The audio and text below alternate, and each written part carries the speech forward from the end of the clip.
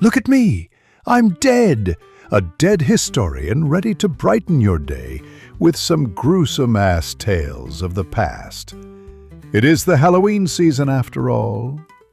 Today's story is all about a vampire scare in the early days of the United States. Are you interested? Excited? I'm so excited I might punch an old woman in the street. Just some random old broad. Just Decker, man, you know? I mean, who would find me? The police. Pfft, they have other things to worry about. Anyway, subscribe for weekly history videos and let's get this shit show on the road. Exeter, Rhode Island. A winter night in 1892.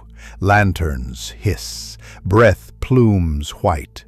Neighbors gather in a small burying ground and watch a young man whose cough has turned crimson.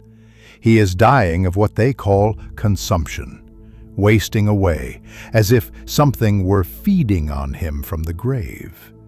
They lift the lid of the family crypt. Inside lie 3 coffins, a mother, a daughter, and Mercy, 19 when she died. When they open Mercy's coffin, she doesn't look rotten enough. Her heart, when cut, is dark and wet. Someone whispers the only explanation that makes sense to them. She is the one. Mercy is coming back to feed. They burn her heart to ash, mix it with water, and hand the bitter draught to her brother. The hope is simple and terrible. Break the bond between the dead and the living. This was not medieval Europe. This was Gilded Age America. 19th century New England was haunted by a real monster, tuberculosis. People called it consumption because it seemed to consume a person. Weight slipping away, cheeks sinking, nights drenched in sweat, a feverish flush, and finally a cough blooming with blood. In farm towns and mill villages, families buried one child, then another, then a parent. Illness moved through households in slow motion. If your brother died in February, your sister might start to fade in spring. The pace looked like a pattern. The dead were somehow draining the living. Germ theory existed in textbooks and big city hospitals. But rural Rhode Island and eastern Connecticut lived far from laboratories. Doctors were few, winter roads were bad, and explanations had to be practical. People trusted what they could touch: a spade, a coffin lid, a heart still wet in the cold. When fear exceeded shame, neighbors gathered, debated, sometimes prayed, and then did what they felt they had to do. No one undertook an exhumation lightly. A minister might object. A doctor might scoff. But in the face of another child's breath rattling at night, arguments bent. They went to the burying ground looking for signs. Had the body turned to bone and cloth? Or did hair seem longer, nails sharper, cheeks too full? Today we know hair and nails do not grow after death. Skin shrinks. We know blood pools and congeals, and winter cold preserves bodies. Back then, those signs read differently. If it seemed fresh, if fluid still seeped, the verdict was swift. Burn the heart. Sometimes the lungs, too. Scatter the ash. In the most desperate households, stir a spoonful into water for the sick to drink, a counter magic to neutralize whatever tethered the dead to the living. Gruesome, yes, but also a ritual of care. People were trying to save someone they loved with the tools they understood. The Browns of Exeter became the most famous of these tragedies. Tuberculosis struck them in sequence. First, Mary Eliza, the mother, then their eldest daughter, Mary Olive. Years later, Mercy Lena Brown fell ill and died in January 1892. Her brother Edwin was still alive, but fading fast. Neighbors argued that one of the dead Browns was preying on him. Mercy, buried in a crypt during the hard frost, was the obvious suspect. When they opened her coffin, her body was better preserved than expected. Cold storage will do that. And traces of blood remained in the heart.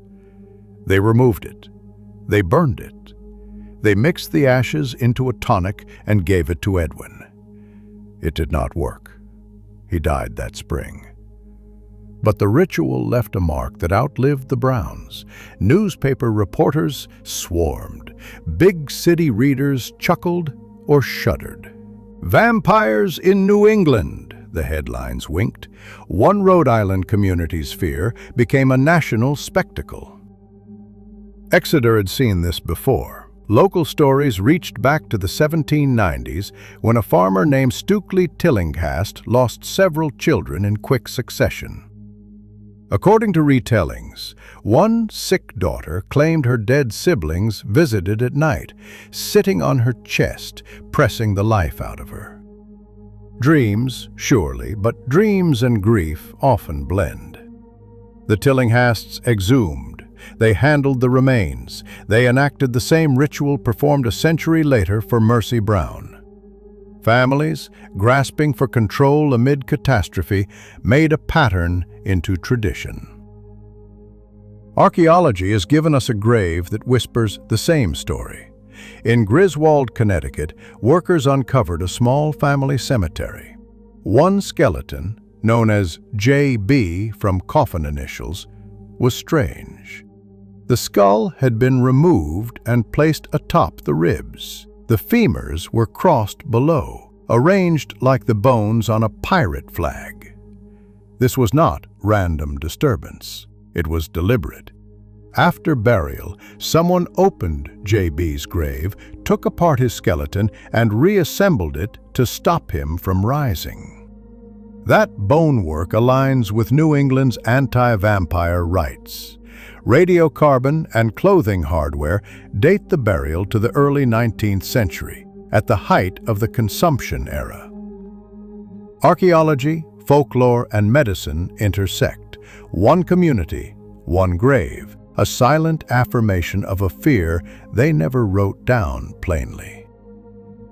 It is easy from a distance to smirk at vampires in Yankee farm towns, but the vampire in these stories is not a caped aristocrat from a novel. It is a metaphor with teeth. Tuberculosis spreads through droplets. Crowded farmhouses, shared bedding, poor winter ventilation, perfect conditions.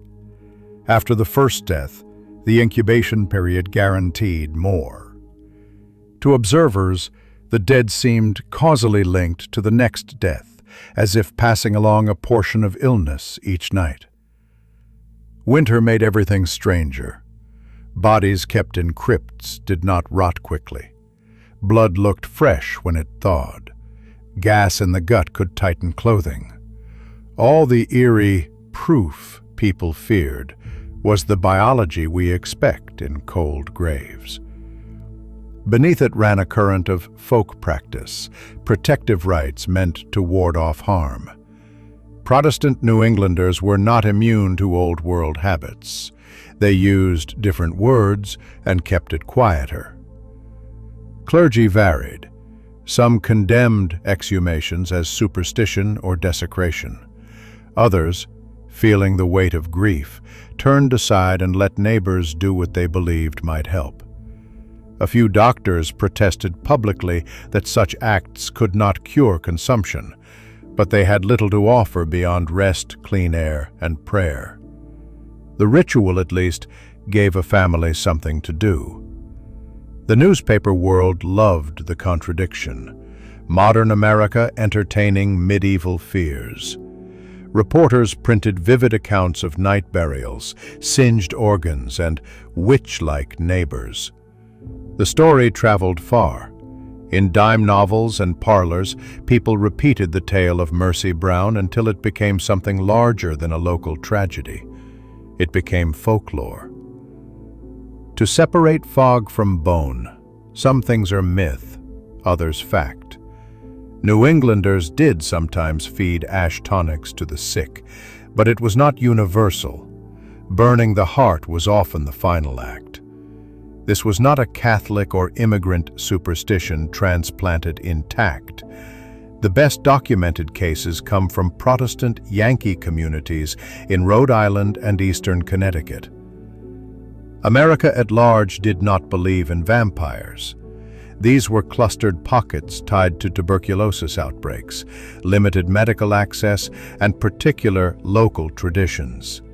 No capes, no fangs, just neighbors with shovels and fear. The vampire panic sat alongside other 19th century ways of facing mortality. Families photographed the dead, eyes closed, posed as if sleeping, because photographs were precious and final.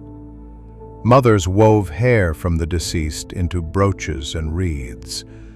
Mourning had rules: black clothing, covered mirrors, a year of sorrow marked in fabric and time.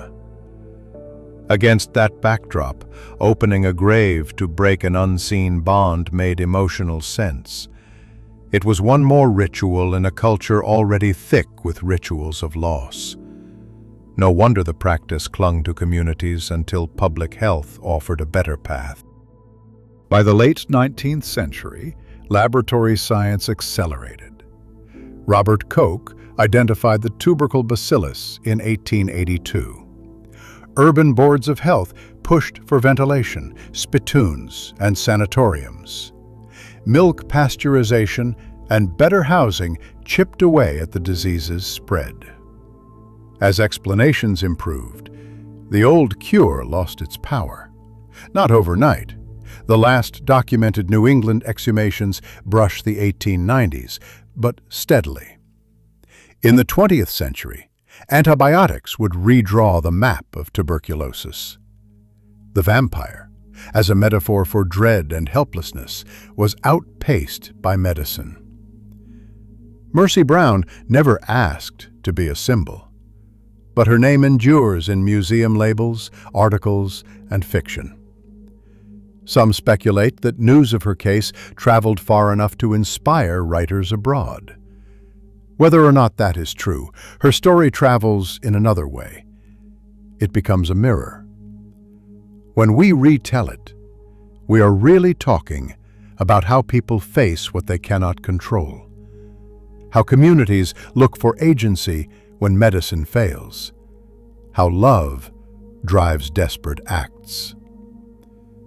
The men around that winter fire were not villains.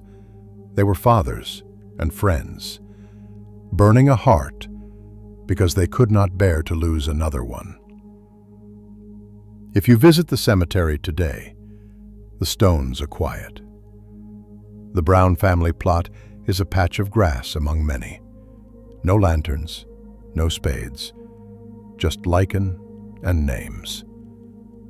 Mercy Lena Brown, 19. The real vampire, tuberculosis, took more Americans in the 19th century than any superstition ever could. But superstition left traces we can still read. A bone rearranged in a Connecticut grave.